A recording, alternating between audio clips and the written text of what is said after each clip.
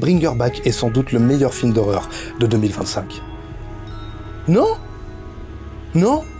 C'est pas nul, pas du tout même. Les effets gore sont extrêmement réussis. Le film a un sacré sens esthétique et ça se regarde sans déplaisir. Mon problème, c'est qu'il a l'air construit sur une grille ou un cahier des charges. Le frère qui a du mal à trouver sa place dans la famille ? Hérédité. Un personnage central qui a un handicap ou une particularité physique.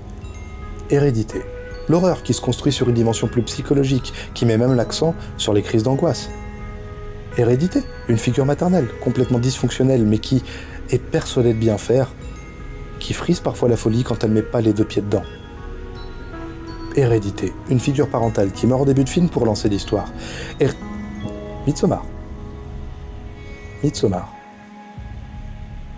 Quoique Hérédité, je sais pas si c'est de la référence, si c'est conscient ou non. Ce que je sais, en revanche, c'est que les films que ça singe ont même pas 10 ans. T'as des gens comme Aster, Mitchell, Eggers ou même Peele qui ont eu une liberté créative à un moment donné, qui ont fait des films qui ont marché, qui ont marqué les gens. C'est le socle sur lequel s'est formé ce que la critique a bêtement appelé la elevated horror.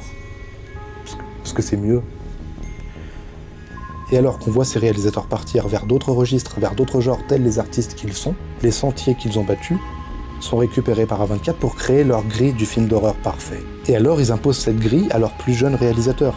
J'espère vraiment que c'est ça. Ou alors ça veut vraiment dire que les frères Philippou n'ont rien à raconter. A24 embrasse pleinement cette vague de la elevated horror et cherche à la décliner par tous les moyens possibles. Cette vague, c'est devenu le néo-slasher des années 2000. Des films qui sont encore plus des copies que le film d'avant. A24 n'est plus l'outsider. Il n'est plus le studio indépendant et audacieux qu'il prétendait être. Encore une fois, je trouve le film ok, mais de là à dire meilleur film d'horreur de 2025 pour substitution, rien que ça. Quoi qu'on pense du film, ça avait déjà beaucoup plus d'audace.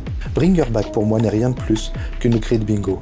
Un film sympatoche sur lequel on aurait mis le dernier skin Fortnite A24. Il serait temps de rendre cette CB à la daronne et de commencer à raconter des trucs.